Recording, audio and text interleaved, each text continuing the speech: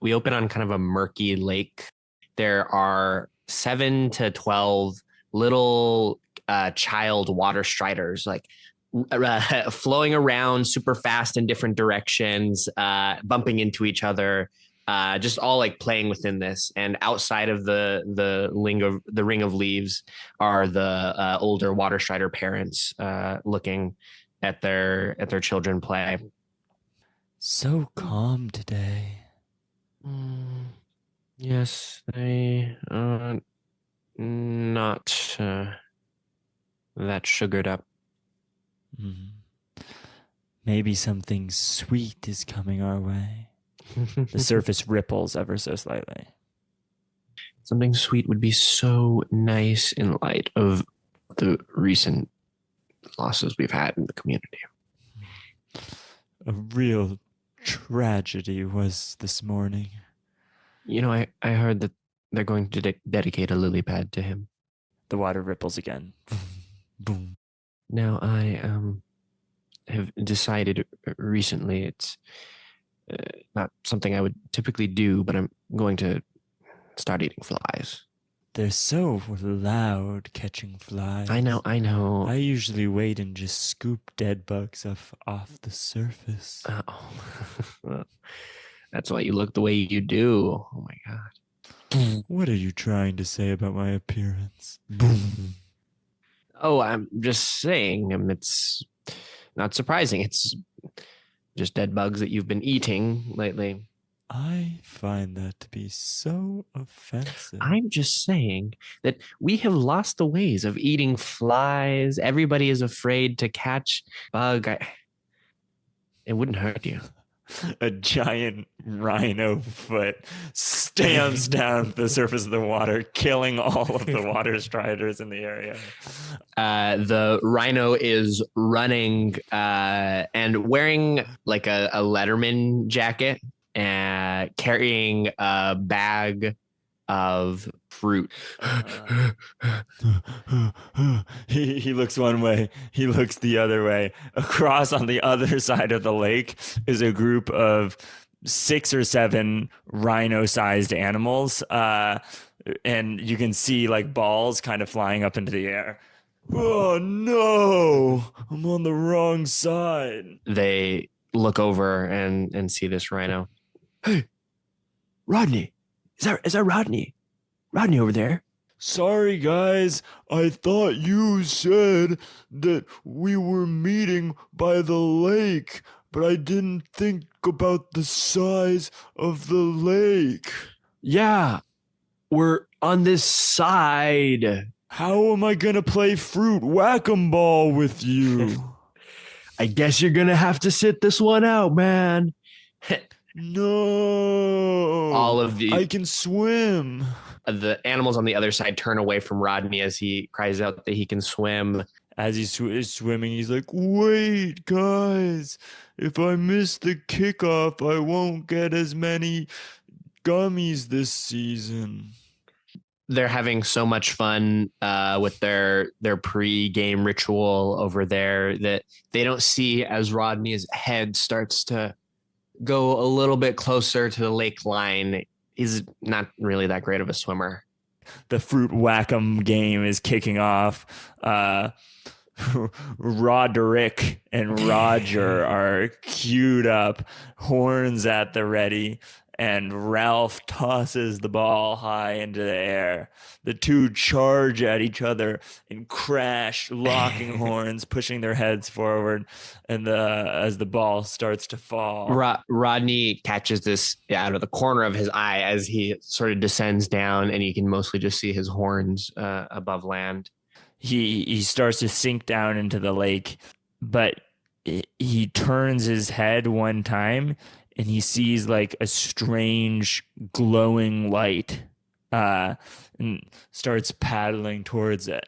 He's confused enough that he literally thinks he's paddling towards the surface because this is a strong colored light that he's going to, but no, he's going down deeper into the lake.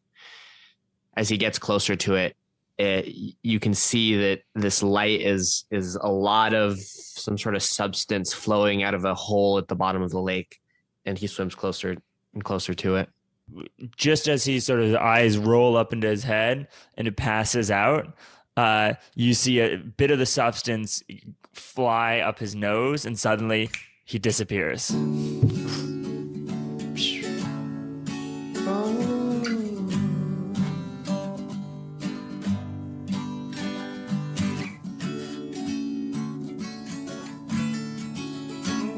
A dark room, lit by the end of a cigarette. Someone pulls the cord of a small bulb on the ceiling and alights the face of our lemur detective, furrowed. Come on, Snailo, I don't have all day. Show me the files on the new missing person. Okay, well, here it is. Snailo reaches into his shell and pulls out tiny little photo of a missing jackrabbit. They say down at the station that perhaps last night between 8 and 11 p.m. is when she was last seen. Let me get a closer look. Lenny reaches forward. He pulls out a glass of water and holds it up to his eye, which massively enlarges his enormous lemur pupil, and looks down at the files. He sees within the files few things that he's noticed with some of these other missing case reports. He notices right at the scene of the crime some scuffs, some distinctive circular markings. It's those damn markings again. Yeah, we had the guys in the lab run tests, and it's nothing that we know of. Definitely no drug or any sort of narcotic.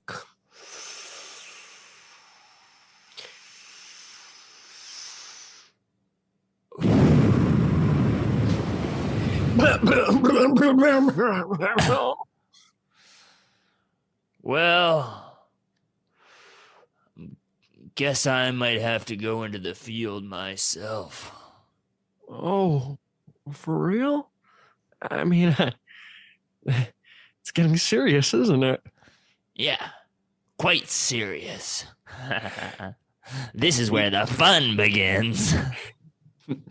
Snailo's eyes bulge out as Lenny jumps onto his desk, feet gripping over the end of it, pulls down a string that reveals like an attic style pop out with all of his equipment from through the years, his various detective tools that he's going to use.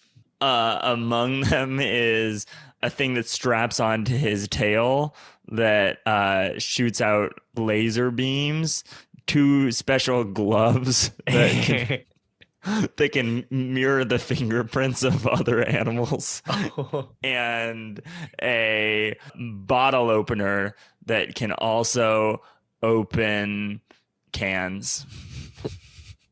Wow, I never seen anything like that back at the station. Is that standard issue? No, I'm not operating as a cop anymore. Oh. Now, this is personal. Bano! So you're going to need to know the types of fish that I am approved to eat on my latest diet. It's not going to be any sort of salmon or tuna or anything like that. He pipes as they walk through a water tunnel in the middle of Animatia on land, one of the Jaws and Topher. Are you getting any of this? Yeah, sir. I'm writing it all down in my journal, a diary. Good. Journal. Good. I don't care what it is, little one. Now, I'm meeting with some badgers later today. That's like your kind, right? Well, not exactly. I'm a gopher, sir, but Okay, well, that's close enough. What might I need to know to impress these people there? They're going to be contributing a great amount to this merger. Uh, well, I used to live in a neighborhood with a couple badgers. They had the largest hole and were quite wealthy for a long time. They're big hoarders, quite peaceful creatures, but when they get angry, they can become quite hard-headed and stubborn. We'll see how they stack up. They start walking down a spiral downwards sort of ramp in this water tunnel that seems to be a beautiful display within a very fancy building. Yeah, all around them, like turtles go swimming by, and a giant stingray goes up against the glass and kind of looks at them for a second and swims away. So, if you don't mind me asking, what's the deal with all of these different fish? Some of them seem so human, like you, and some of them just, well, like you eat some of them. We don't play by your exact rules as you display them here in Animatia. We abide by how we are. This is how we are. This is what we do. I am a big fish. I am a shark. So I eat whatever I care to eat. You wouldn't understand this. Even among these folk, you are meager. Yes, sir.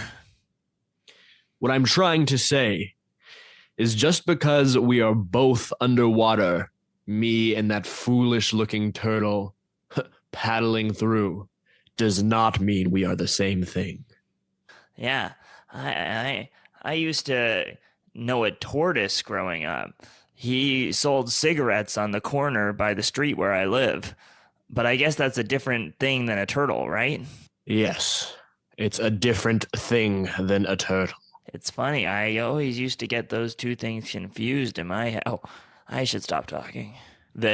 As he says that, they reach the end of the hallway, and the shark pulls out a small scuba set and slaps it on Topher's face.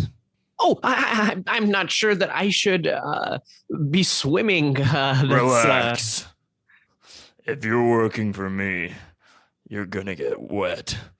He presses the button and the doors open and water comes gushing down the hallway. Topher's blown backwards out of the... Topher is disoriented, flowing about, trying to understand where he is, and latches onto the wall. He looks to his left and his right, and he can't see Mr. Jaws anymore. Topher fumbles in his pocket. He finds a little pen light that he's always had growing up, and he takes it out and starts shining. As he swims forward, the room seems kind of abandoned. It's a very rich and luscious library, but the books are all sort of floating about. As Topher moves his light through the murky waters, he suddenly comes up to two badgers chained against the walls, squirming with the scuba suit on, and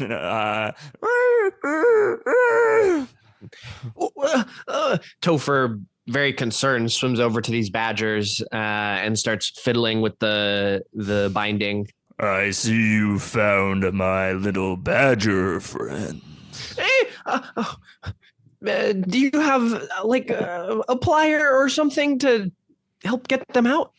Oh, we're not gonna help get them out. They're going to help us get what we need to know. Mr. Jaws reaches forward and pulls the scuba mask off one of the badgers. He starts gargling uncontrollably, and we cut. Cut to a crowded school hallway. Teenage animals are hanging out by the lockers. The bell is yet to ring. They're talking, catching up. Suddenly, one of them points, and everyone's head turns. In walks Beatrice, but not the Beatrice you're used to. She has been gladiusized, wearing an incredibly fashionable outfit, well stylized. She walks up towards her locker as a swiveling heads of the young giraffes turn to see her. We see the locker kitty corner to her is occupied by Gage, the iguana from the band, who looks over. Whoa. Hi, Gage.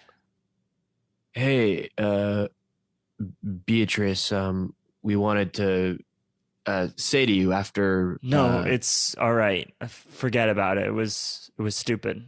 No, we just wanted to... Suddenly, a tall, handsome fox appears behind Gage. Hey, are you bothering her? Because it would be a real shame if you were bothering her.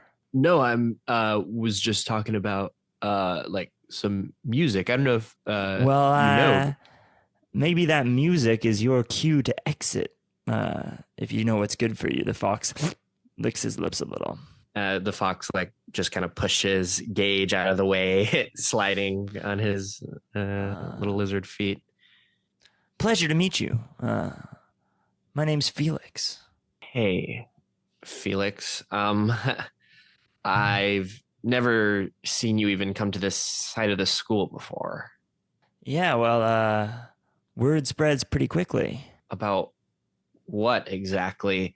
As Beatrice adjusts a bejeweled headband that Gladia has over her. People said there was a beautiful new student who had just joined our school. Beatrice blushes in big style.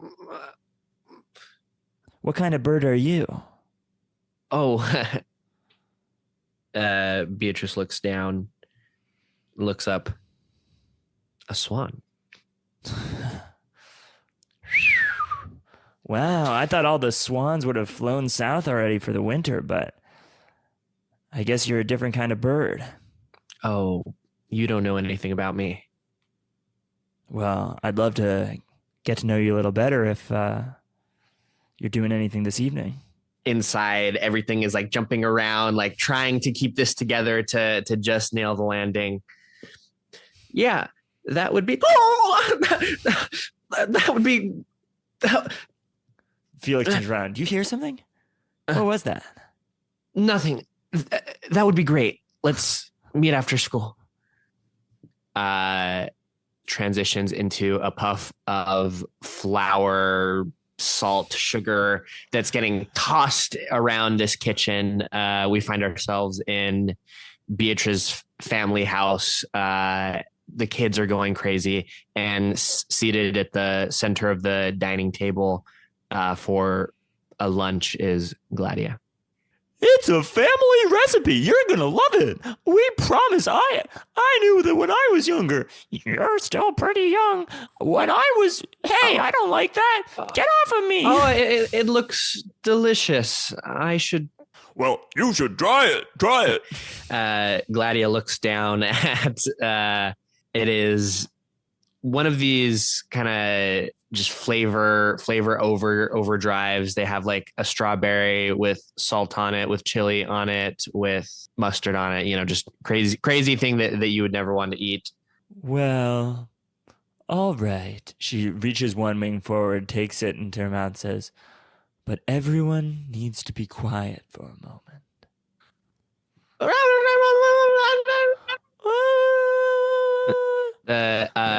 One of the kids runs and boom, bumps into her chair. Well, sir, I said be quiet. Oh? Everybody silence for a moment. Their goosenecks crane over just to see Gladia. She puts the weird cracker in her mouth and chews a little bit. Why, I think you kids have the potential to be real chefs. The kids are all happy and start jumping around. And one of the little goose kids jumps in her lap. I want to be just like you when I grow up, Claudia. Oh, well, you don't want to be like me. The goose father with a cup of coffee in his hand back home for a quick lunch. So, you know how long you're going to be staying? Oh, just until the craziness of the world blows over. Mother Goose comes in, hand around Father Goose. Because we really don't mind. You can stay. But when does that mean? We want Gladia to stay forever. Yeah, it'd be nice if she stayed forever. I want to be Gladia when I grow up. Kids, go play. What I'm trying to ask you is, how can we help you, and how can you help us understand what's going on here? Gosh, I've done this several times in life before where I just got so overwhelmed that I wanted to experience life as people do. Ordinary people like you. Father Goose, to this point, actually doesn't know that she's a celebrity, just kind of unaware of her famousness. Now, I know that for geese, it's a different sort of way of being out here, but... Honey, don't say geese. Look, just because you're a peacock doesn't mean that you're living a different life than we are. And calling us normal for just being some geese. Honey, calm down. Go take a flight. He looks at his watch and says, I gotta get to work anyway, but storms out. I'm sorry about him. It's all right, really. It's nice actually to have someone tell me off like that. No, I think that you were talking about that, but I seen you on one of the movies, the one it came out sometime, and it was had you and that animal. Cheetah T. John. Oh, Cheetah T. John. Yes. That's the delectable. Oh. Yeah, I stopped making those car chase films long ago. So banal. Oh. Well. It's been a nightmare getting him to stop calling me. You two together? It's complicated. Well, maybe we can have him over. Oh, I don't think I'm ever going to see Cheetah T. John again. As she speaks that, we zoom out of the geese den and over to neon lit, darker side of Animatia.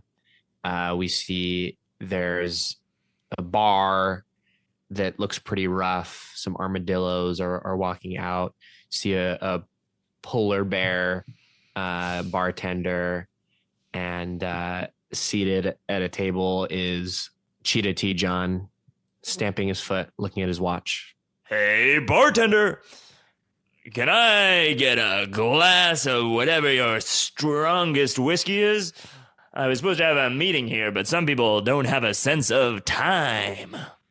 Yes, I'll get that for you. I'm sorry about that stood up date. Not stood up, just a little late, bartender. The bartender places down on the bar icy, ice cold beer with ice all around it, and his hand all frosted up. What the hell is this, beer? I'm Cheetah T. John. I only drink shots. Want to know why? Enlighten me. 'Cause a beer, you drink slow. But a shot, you drink quick. He does a finger gun at the polar bear, which kind of shocks him. Yeah, whatever. I'll go get it. And polar bear circles over to the back to get some liquor. Cheetah looks to the left to see the pool table and sees a jaguar and a buck playing a game of pool. There's also a deer at the table, and there's no clear fourth person playing the game. Suddenly, one of the balls starts rolling out of nowhere, and it bounces off two corners and lands in the exact right pocket. Cheetah John does a double leg. Hey, who made that shot? He stands up, goes to the table, and sees a small praying mantis holding the tiny cue. That was me. My God, Mantis! Is that your name? Sorry, I always assume animals have whatever name they look like. My name's Cheetah. I'm a cheetah. That's my name. Cheetah T. John. Mantis sticks out his hand. Hi, Mantis. Yes, it's my name. Well, my God, have you got a shot? You think you could put the 6 ball into that corner pocket? Oh, 6 ball in that corner pocket? Mantis lobs the stick over himself on his shoulder, using it like it's some battering ram. Angles up the shot. 3 points of connection, and then it gets sunk. Wowza! My God, how do you do that kind of stuff? I tell you, this is a whole different way of playing the game. What? Just because I don't hold it in my hands? You've got your own games. I know you. I know who you are. Yeah, well, if I'm going to be totally honest, when I play pool, I just move the balls into the pockets real quick when people aren't looking. Well, that's cheating. That's the way it goes. You know, guy like me, you work hard, play hard, cheat fast, work, cheat, do all that kind of stuff. You see that car crash on the news? Oh, the big one downtown? That was me. I'm a criminal. What are you... Mantis is starting to question whether Cheetah T. John is like drunk or just trying to figure out what kind of person this is, because it's very unbecoming for a famous person to be acting like this. If you're wondering, I am drunk, but I'm not your ordinary drunk. I'm Cheetah T. John. You know, Cheetah T. John, you've got a lot of money. Why don't you buy me a drink? Sure. Hey, bartender. Yes. Get this mantis a shot. You want to know why it's a shot? Yes. It's 'cause he's small. Okay. There's a armadillo bar hand who comes out with 5 shots for Cheetah T. John and 1 for Mantis. And puts 1 on each claw and does. They're sitting at a high table now, or standing at a high table now, as Mantis slowly takes very light sips of the shot. I'll tell you something. I only drink when I'm intensely sad, when I'm just feeling bleak and miserable inside. Well, why is that? Why is that? Well, I guess when I'm not feeling intensely miserable inside, I don't really feel the need to drink at all. That's the life of being a celebrity. Why are you so sad? You have everything that you want.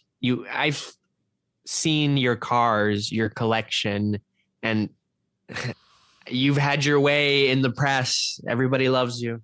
Listen, I've done this thing where I play with a fast and loose tongue and talk about things I shouldn't talk about way too many times. It's always getting me in trouble with the law. But I think my sadness comes down to misguided passions, putting my hearts in the wrong places. Now, that I can understand. What do you mean, little bug man? You got some passion? Don't tell me. Were you stood up here today? Mm. Yeah. Yeah, it was. Ugh. By who? You tell me, I'll eat them. It was just this Water Strider I had met, last week at this bar, actually. He put on a song I liked, and, we said we'd meet here again this week. But, Water Striders, I mean, they flow with the lake. No, I have no idea what a water strider is, if I'm being quite honest. The bugs like me who stride around on the water. Well, how would you stride on water? They have very thin arms. You've never seen a water strider? No, but it sounds quite attractive. I understand what you're saying. No, it's stupid because he didn't come, and I feel stupid for even coming here and for talking to you, Cheetah T. John. Hey, man, I'm letting you know this right now. Your dreams, your love is not stupid. Get on my back. Huh? Get on my back. Get on my back, little bug. I've got a good back. Mantis takes one big of the shot and jumps onto Cheetah T. John's back. You have a driver's license? Mm-hmm. Okay, because I don't. I got mine taken away, but boy, have I got a fast car. Let's get you over to that lake and we'll figure out what's going on. Oh, yeah. Let's do it. Thanks, Cheetah T. John. It's funny, but you better drive. I've put a lot of cars into a lot of lakes before. Yeah, I got it. And if you see any of those police vehicles, just get the hell out of here. Oh, it's not that far. We'll be good. As they walk out of the bar, there's like wanted posters along the wall. And you can see like Cheetah T. John wanted posters from like all the different phases of his life. He looks like more grizzled than the more recent ones, and the fines keep on going up. The very beginning is a very cute, sort of young looking Cheetah T. John that says wanted 5 $5. We also see in the bar as they exit, the polar bear bartender pop off the top of his head to reveal looking Lenny the lemur, who acts a bit puzzled as he sees Cheetah T. John leave the bar with this mantis. We cut to a very high class, fancy restaurant. We see the 2 Jaws and Topher sitting there. The 2 Jaws are sort of hashing out an argument, and Topher is looking up and down at this menu, and he's never seen this many options. Well, babe, if you weren't going to eat anything that didn't have blood in it, you should have said that before we came out here. I assumed it was going to be common knowledge. If we're above ground, I'm not going to go out of my way to go to a restaurant that has blood food. Come on, we're away from home. Can't we do something different for once? Babe, I like blood. And you have it every day. Come on, try it. Up here, it's different. It would do you good to understand a little bit more what an average animation likes. Topher sort of shrinks back. I'm going to go to the bathroom. Topher hops from the chair that's a little too high from him and starts walking to the bathroom, looks to his right and sees a bunch of penguins in tuxedos sitting around a table, looks to his left, and He sees two just very elegant, beautiful haired horses, clearly on a date with one another. As he walks through this fancy restaurant. As as Topher walks by a table, sort of waddling, you can see the legs who are next to him, and you see a pair of little red feet. The camera pans up, and Felix, wearing a very fancy suit, is sitting at a table with Beatrice. Yeah, I come to this place all the time. My dad knows the owner, actually. Oh, that's super cool. I've never been to a place this nice. You've never been to a place this nice? No, I mean, I've been to Crab Applebee's and places like that, but not like a real nice restaurant where you put the napkin on your lap and stuff. Yeah, no, it's I just wanted to show you what kind of guy I am, because I know what people say about foxes, but this place is entirely vegetarian. Oh, that's No surprising. blood whatsoever. Oh, I wouldn't have minded, but that's very sweet. I appreciate that. Yeah, I'm a sweet guy. Yeah, you are. Have you started thinking about college yet? Yeah, I do a lot of test prep. Oh, I have a personal tutor, several personal tutors, actually. But I've always been quite quick-witted, too, so stuff just comes naturally to me. uh-huh. We see the first wrinkle in her eye of maybe this fox isn't the foxiest fox. Well, anyways, you said your dad owns this place or works here, or Yeah, he's friends with the owner. oh, friends with the owner. That's nice. Who's the owner? It's this amazing turtle. Oh, Tortoise. Sorry, tortoise, not turtle. God, I always mix those two up. He's been alive for like 200 years. Only eats leaves. we see a portrait in the main dining room of this middle-aged version of him that is very suave, nice, holding a napkin over his arm and guiding a person into this restaurant. Anyway, I only eat leaves too, so I figure maybe I've got 200 years in me. Yeah, What are you laughing at? You don't think I got 200 years? Oh, I mean, you're joking, right? No, I'm not joking. um, don't you know that death comes for us all? Death comes for us all? Or, I mean, sorry. What's that from? Wait, I know that. That's from something. No, it's not from anything. It was just No, that's definitely from something. Death comes for us all. The table behind where they are, yet unbeknownst to Beatrice because of the physical angles. There is a rockin' looking zebra with a leather jacket with a group of other grungy looking animals who leans back to Felix and goes, "Sounds like it's off me record, mate." Beatrice does a double take. Are you Zippy? Charmed. Sure. Oh my God! You're Zippy from the Hornets. I love your stuff. Yeah. Oh. Felix looks kind of confused, like, you're really impressing her right now. Yeah. Glad you like it. Hey, we're on a date here. So you think you can take this?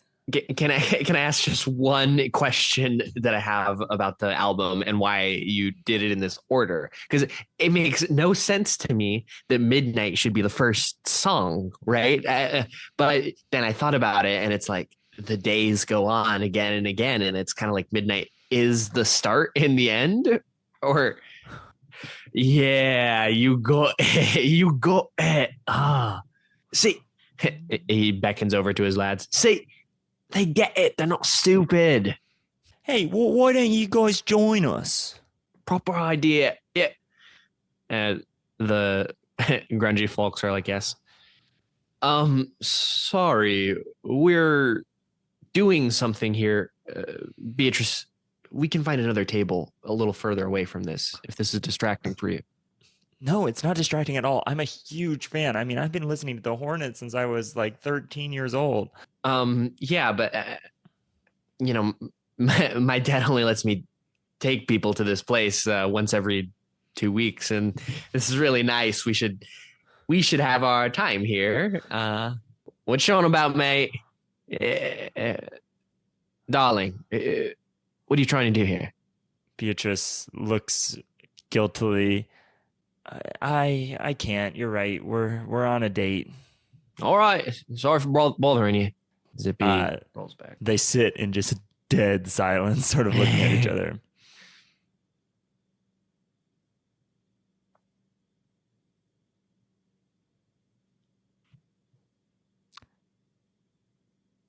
So our family's building a new tennis court.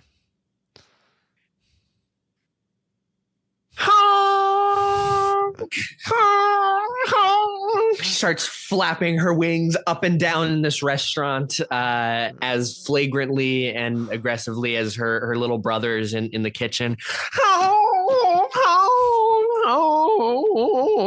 Feathers start going everywhere. Animals are freaking out when when everyone's running around. There's lots of chaos. The great white Mr. Jaws gobbles up one of the penguins when no one's looking. And suddenly there's a enormous and everyone looks kind of dazed and then sort of returns to their seats. No fighting in my restaurant.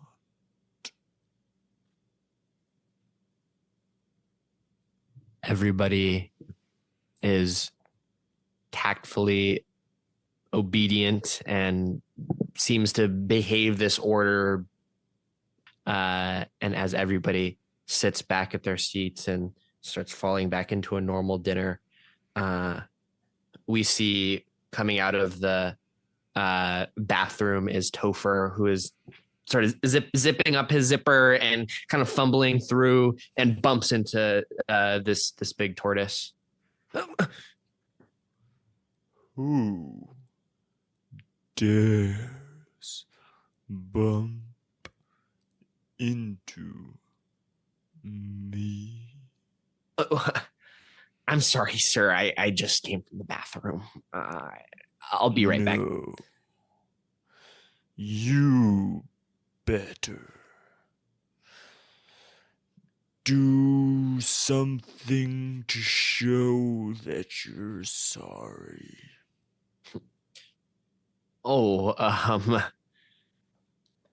I can wash some dishes, or I could freaking Topher pulls like his pockets like clean to show that there's nothing in it, but there actually is like a Snickers wrapper in there that falls to the ground. Now you litter in my restaurant? No. Grabs it. It's just a Snickers. He puts it a little close to the tortoise's face. I'm not trying to cause any issues here. I can really just be back to my table and out of your hair. And I really am sorry about all the stuff that Topher freezes again. You see the pupil turn into a sort of square like goat type shape, and Topher starts roaming over back to his table. You owe me, little gopher. You owe me big time. as the tortoise says, "You owe me big time," he places something in Topher's hand, and as Topher walks back and gets to the table, we see Topher discreetly throw whatever was in his hand into the great white jaw's pocket. We cut to a Water Strider funeral. There's like a big row of many different lily pads for all the stomped Water Striders. People are sort of moaning and crying, and they're all very upset. And one of the Water Striders is speaking, and it's like, "This is a tragic day for all us Striders. As of now, 82 bugs have been confirmed dead, and one, George, is still missing. It's the strangest thing. We've combed the whole surface for his body, but it's as if he's vanished completely." You didn't know him. Who put you up there? You didn't even know him. I knew him well enough. You hardly knew to be him. Sad. I have put it together. There's a little ripple in the surface. They all kind of look a little concerned. What were you saying? I have really sacrificed more of my time trying to bring bugs back for him and actually do stuff for him. I know that you're his boss, but that doesn't mean that you can speak at his... So you want to give the speech at George's funeral? You can say whatever you like about George if you want. He was a skinny little Water Strider, and he's missing. Another ripple on the surface. A kind older Water Strider who's been through many generations of death, because that's the Water Strider life, strides over to this grieving family member and puts her long arm around this member. That's just how life is sometimes. People are going to say stuff, and it's not going to be what you like, but we'll push through. But they don't know George. I'm telling you, George is not dead. He's crazy. He's not like us. He goes out. He leaves the lake. He goes to bars. He experiments with bugs and people of all different shapes and sizes. I'm telling you, he's not dead. Oh, I hope you're right, darling. I really do. Boom! A car goes careening off the edge of the lake, flying up into the air, and lands on top of the Water Strider funeral, killing everyone in attendance. Cheetah Cheeton's voice bubbles out. Ruh, ruh. Cut to credits. Yeah, this show was created by Hal Munger and Julian Bernardo. That was a lot of fun, Julian. Ooh, I feel like I had something to tell you before the episode ends. But I don't remember what it is. Hello, my baby. Hello, my darling. Hello, my ragtime girl.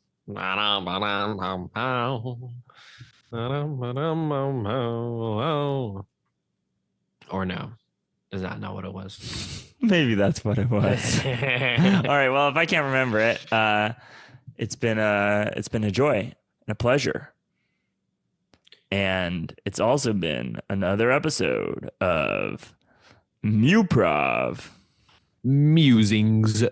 So my sign off is like work related, which I don't know, boring, but I find it to be really interesting, which is I've been really locked into work recently because we've launched a study, and I'm like running my first like real like randomized control trial with like people.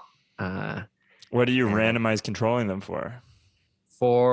I guess I probably shouldn't say too many details, but broadly, we're trying to give them different instructions on how to do tutoring and see what tutoring strategies work best. So I thought there's something AI involved in your work too, right? Yeah, there is.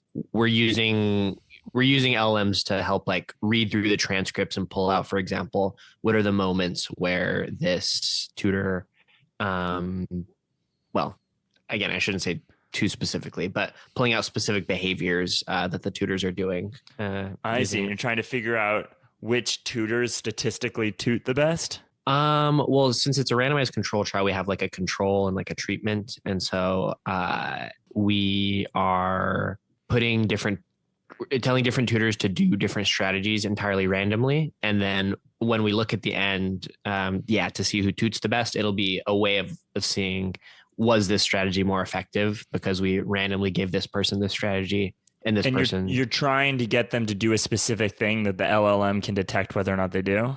Mm-hmm. Wow, man. And if it works, there's going to be a whole army of tutors who suddenly start being instructed differently. It'll just contribute to the literature on what works in tutoring, which is smaller than you might think in terms of these micro strategies. Obviously, there's a lot of stuff about what makes for good tutoring, but at the very micro conversational level of like these one sentence strategies that you can use, it's hard to analyze that data. Yeah, it sounded like Felix had a lot of tutors in that episode. Maybe you could use him as the control study. Yes, I would love to see Felix. But it's just interesting because I'd done research for quite a while, but it's always been maybe analyzing real data, but sometimes not. Sometimes literally just stuff on a chalkboard, very theoretical, whatever. Mm-hmm. So it's very interesting to be doing a very real study that like I'm sending out real feedback to real people and they're doing real things and I'm watching it. Wow. So you're changing the minds of a whole generation. That's crazy to think. Like I just watched It's a Wonderful Life. And depending on how you randomly split up those kids, like one of them might become the president now and another one of them might, never learn how to, solve the cure for cancer or something. So, yeah, I mean, I hope I did it right. I hope and we're in the most favorable future. Yeah. Otherwise, but you certainly butterflied my heart. Randomized 200 tutors. Yeah, that's crazy. Do you think you've ever interacted with a person who's in a study? Do the kids know they're in a study? I don't think the kids really know they're in a study. Yeah, in fact, I don't think kids know they're in the study. Do you think that you've ever interacted with someone who was altering their behavior because they were in a study and interacting with you? Oh, like there was some study that was happening out in the wild and like I was being interacted with as part of this study? Yeah. Maybe, yeah. Actually, I think there's a Actually, I'm going to vote no. I'm going to vote nobody's ever interacted with me downstream of some research or randomization. All right. Oh, I got one more question for you, Julian. They probably aren't recording anymore, but how many foods do you think you've eaten more of than there are days? Oh. So, example, rice, you definitely have. Where one rice is 1 grain of rice? I see. Okay. Then wait, and when you say there are days, like there are your life. Days in my life, not days in my life that I ate rice. I would say, well, like chocolate chips. Sorry. The answer isn't a number. It's how many foods do you think you've eaten more of than days? How many? Okay. Well, this is sub processing. you think you need more chocolate chips than Dave? Yeah, because if you eat a chocolate chip, you're eating probably at least 10 chocolate chips at once. So every 10 days you eat a chocolate chip cookie. I've definitely eaten like those muffins where they're like just dotted with like little mini chocolate chips. It's like that alone lasted me a year. And altogether, I think I'm net positive on chocolate chips. Okay. But what's your number? But my number. I don't think it's actually that many. I think that chocolate chips is one of them, and that there's on the order of like 7. Everything is changing. Can't you see me now? Can't you see me now?